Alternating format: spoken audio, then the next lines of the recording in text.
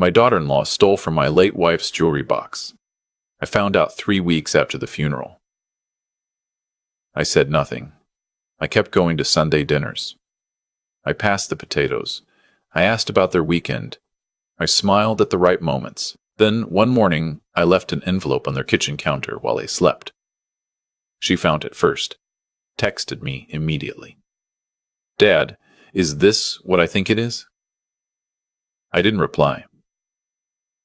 Because it wasn't what she thought. I should back up. My wife Miriam died on a Tuesday in October. Pancreatic cancer, 6 months from diagnosis to gone. We had 41 years together. She used to say 41 was an ugly number, not round enough to be satisfying, but I told her we'd get to 45, and she could complain about that one instead. We didn't. The jewelry box was her grandmother's. Dark walnut, brass hinges, a small mirror inside the lid that had started to spot around the edges. It sat on her dresser for 30 years. After she passed, I couldn't move it. Couldn't open it either, just let it sit there while I figured out how to exist in a house built for two. My son is named Theo. He's 41, which used to feel like a coincidence I liked, and now feels like a number I'm superstitious about. He married Renata 7 years ago. I'll be honest, I had doubts from the beginning, the kind a father has, but swallows because his son is happy, and who are you to argue with that? She was charming when she wanted to be. Sharp in a way that felt like intelligence at first, and something else later on. 3 weeks after the funeral, my granddaughter Becca was visiting. She's 8, Theo's daughter from his first marriage, and she gravitates toward shiny things the way all children do. She went into the bedroom, came back holding a bracelet. Grandma's bracelet, silver with small blue stones, the one Miriam wore every birthday without fail. "Where did you find this, sweetheart?" She pointed toward the dresser. But the jewelry box was closed. I'd checked it myself 2 days before, organizing Miriam's things slowly, the way you do when you can't do it fast. I opened the box. The pearl earrings were gone. The gold chain with the cross that Miriam's mother had given her. The sapphire ring from our 20th anniversary, the bracelet Becca had found, was the only piece of real value left, and it had fallen behind the box onto the dresser surface, probably dropped in haste. I stood there for a long time. I knew who had been in the house. In the 2 weeks following Miriam's death, Theo and Renata had come twice to help clean and bring food. I hadn't thought twice about leaving them alone in rooms. Why would I? I went back to the kitchen where Becca was eating a graham cracker, and I thanked her for finding the bracelet. And I put it in my jacket pocket and I called nobody. Not Theo. Not my brother Curtis in Phoenix. Not my attorney. Nobody. I made coffee. I looked out the backyard window at Miriam's garden, already going brown at the edges without her. I thought about the cross necklace. She wore it to our wedding. She wore it when Theo was born. She wore it when her own mother died and held it in her fist the whole drive home from the hospital. I didn't cry. I'd done most of that already. What I felt was something quieter and harder, the kind of feeling that doesn't have a clean name. That night I called my attorney. His name is Boyd Whitaker. We went to the same church for 15 years, him 2 pews ahead, before his wife transferred parishes, and he followed. Sharp man. Fair. I told him what I suspected, and what I could prove, and what I needed. Boyd listened without interrupting. When I finished, he said, "Mel, don't do anything yet. Don't confront, don't accuse, don't say a word to Theo. Give me 2 days." I gave him 2 days. What Boyd came back with was cleaner than I expected. One of the pieces, the sapphire ring, had already shown up at an estate jewelry buyer in town. Renata had sold it 9 days after the funeral. The buyer had records. Her name on the receipt. The ring's description matched Miriam's exactly. I'd had it appraised years before and had the paperwork. 9 days. Miriam had been gone 9 days. Boyd said, "This is theft. We can pursue it criminally, but before we do anything, you need to decide what you want the outcome to look like. Because whatever you do here, it goes through Theo first." That was the part I'd been sitting with since the jewelry box. Theo didn't know. I was almost certain of that. My son is many things, and some of them disappoint me. But he is not a man who would let his wife steal his mother's jewelry 9 days after the funeral. He loved Miriam. He sat by her bed those last weeks. He held her hand. No, he didn't know. Which meant whatever I did next would land on him too. Boyd recommended a private investigator to document whether any other pieces had been sold. I agreed. In the meantime, I kept going to Sunday dinners, passed the potatoes, asked about their weekend. Renata was good at the performance. She'd ask how I was sleeping. She'd touch my arm when she said it. I'd watch her wrist and think about where the bracelet used to be, and I'd say, "Better than last week. Thank you for asking." The investigator's report came 2 weeks later. The pearl earrings had gone to a pawn shop 2 towns over. The gold cross chain had been sold at the same estate buyer as the ring. But earlier, the day after Miriam's funeral. The day after. I read that part 3 times. I called Boyd. He said the same thing he'd said before. "Mel, what outcome do you want?" I told him. The next morning, I drove to a copy shop and printed 2 documents: the estate buyer's sales receipt with Renata's name, the pawn shop record, the appraisal of Miriam's ring from 6 years ago. The investigator's summary. I put them in a manila envelope, sealed it, and wrote Renata's name on the front in plain block letters. I drove to their house at 7:15 in the morning. I knew Theo left for work at 7:30.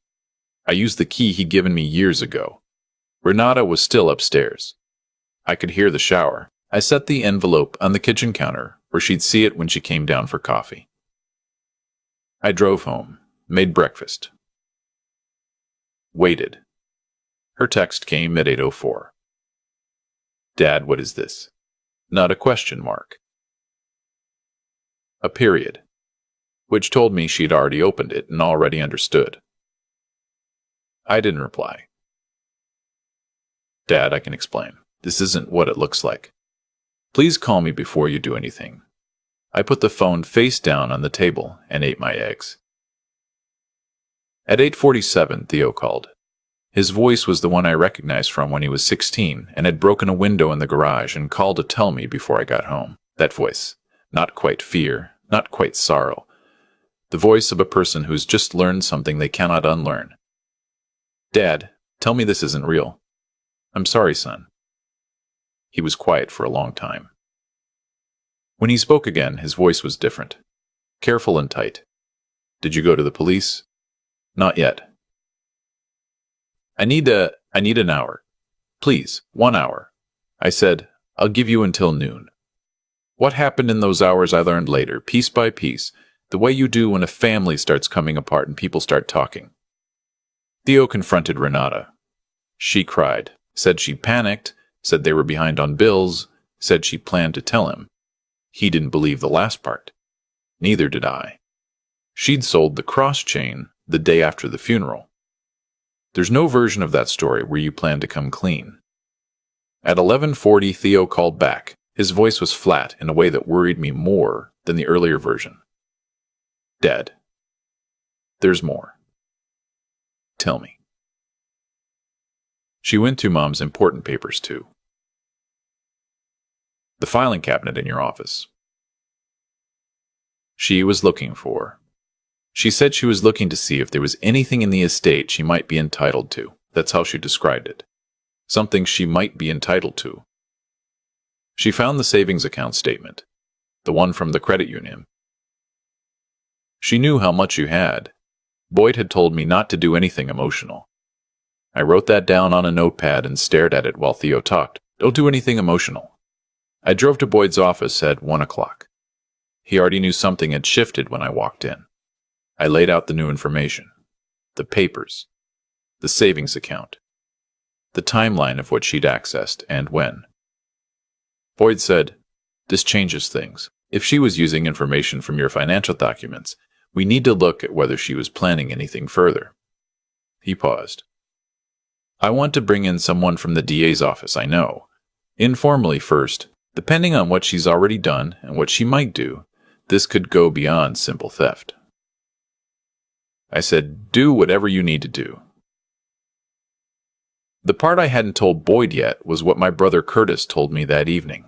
Curtis had flown in for the funeral and stayed a week. He'd noticed Renata taking photos of some papers on my desk during a moment when she thought nobody was watching.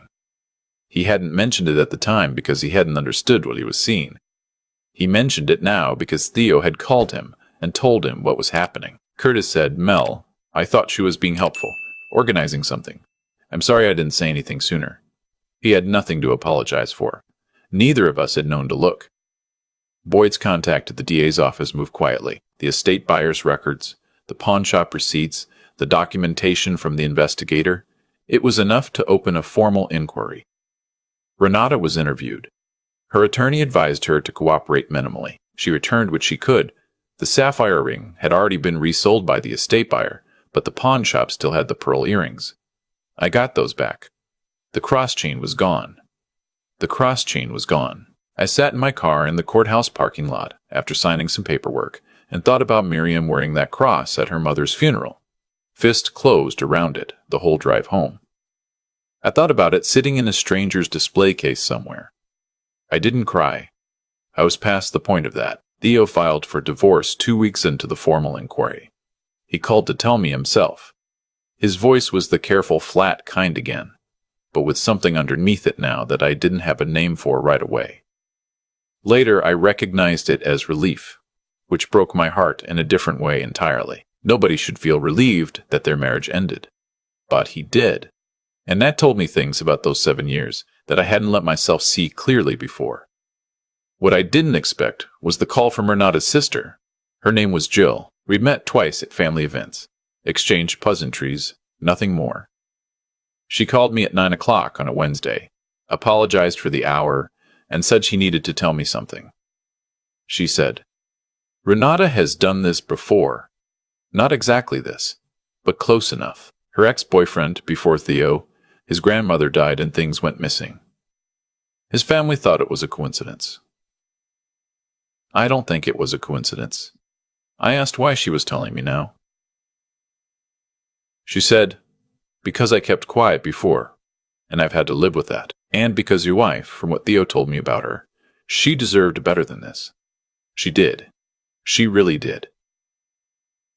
Jill agreed to provide a statement to Boyd's contact at the DA's office. The pattern mattered, even if the previous incident hadn't been formally documented. It established something about the character of what had happened. It made the inquiry larger than one bereaved husband, one jewelry box, 3 stolen pieces. The hearing was in February. Gray morning, courthouse smell, floor polish, and old paper, and something institutional underneath both. Boyd had prepared me for it, laid out every scenario. Still, walking in felt surreal in a specific way I hadn't anticipated. The normalcy of it. Security line. Elevator. Hard wooden benches. My son sitting 2 rows away from his own wife and not looking at her. I looked at him instead of at her. The DA presented the records. The receipts. The investigator's timeline. The photographs of Miriam's jewelry box taken by my insurance company when I documented household valuables years ago. Clear images of the cross chain, the pearl earrings, the sapphire ring, all sitting in their places, gone now from those places. Sold for a total of $2,300. Miriam's wedding ring, which she'd worn until she couldn't anymore, and which I'd kept on my own person since the day she went into the hospital, had not been taken. I don't know if Renata hadn't found it, or hadn't gotten to it yet. I choose not to think about that second possibility. Jill testified briefly about the previous incident. Her voice was steady.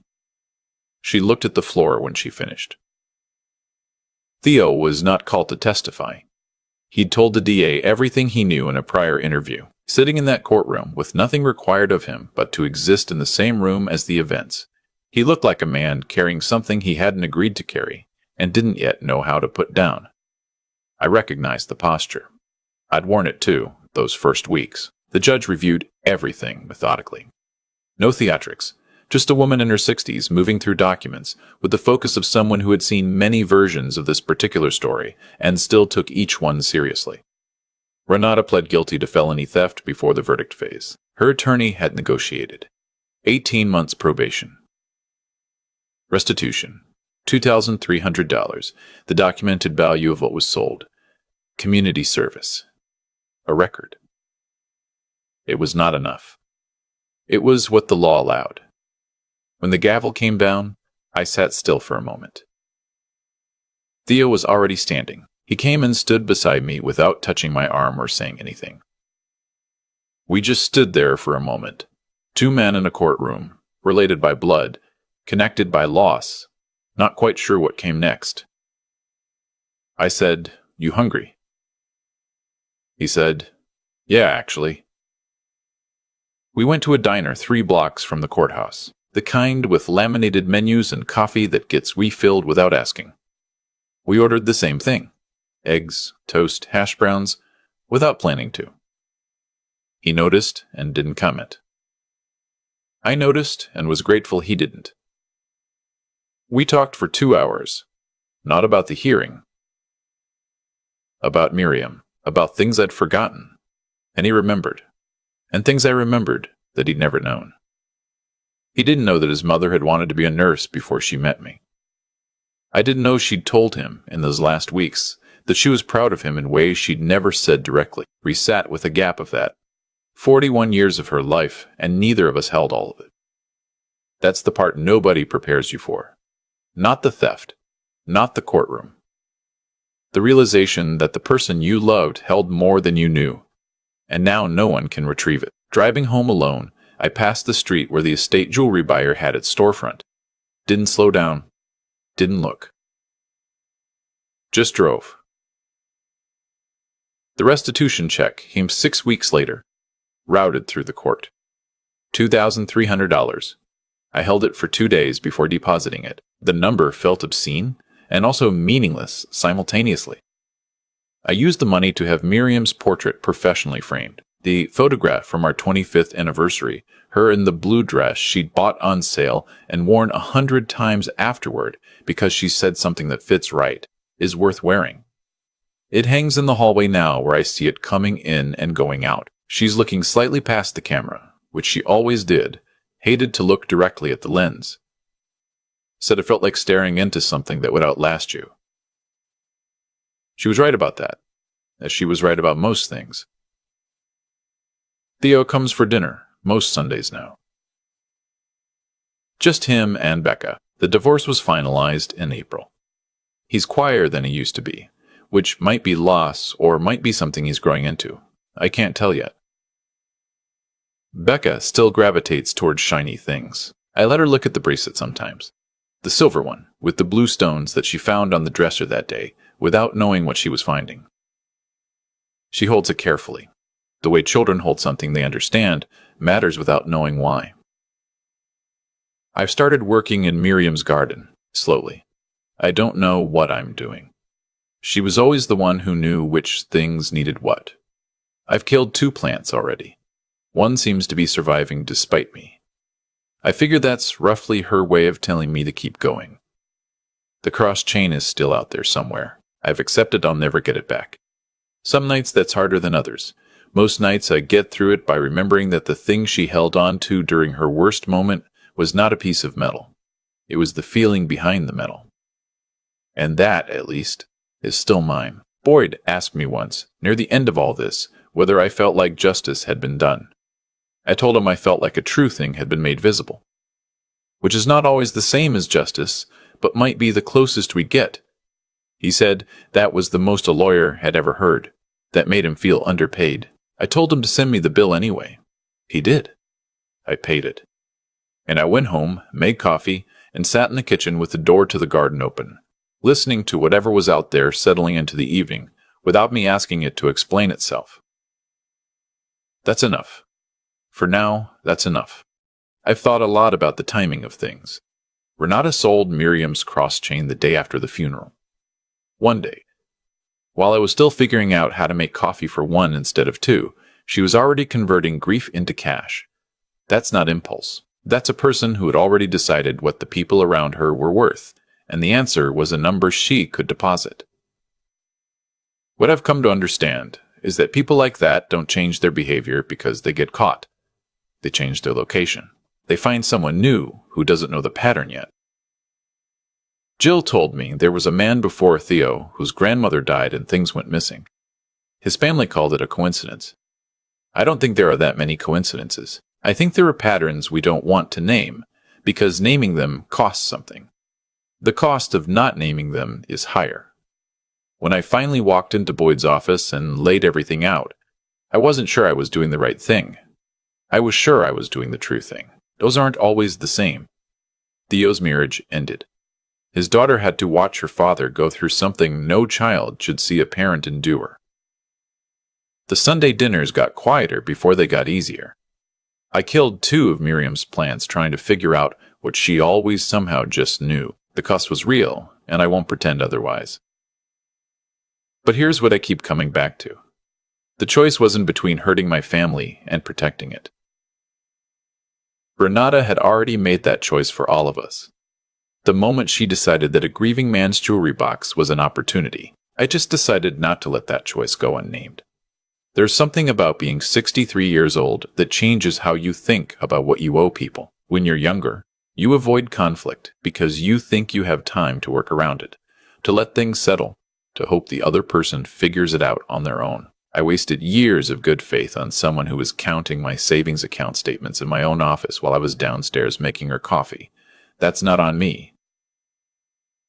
But staying quiet after I knew that would have been what I want to say to anyone watching this who's sitting on something they know is true but haven't yet named.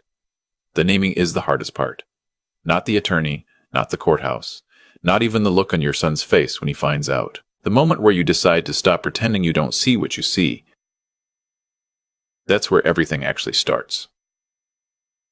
Miriam always said that dignity isn't about what you tolerate, it's about what you refuse to normalize. She said it about small things, a rude neighbor, a dismissive doctor, the kind of daily friction most people just absorb and move on from. She was right in ways she probably didn't even intend. The cross chain is still out there somewhere. That's the part I haven't fully made peace with yet. Some losses don't resolve. They just become part of the weight you carry, and eventually you get stronger from carrying it, or you don't. But either way, you keep going. I kept going. Theo comes for dinner on Sundays. Becca holds the bracelet carefully. The one plant that survived is doing something complicated near the back fence that I think might be blooming. That's enough. For now,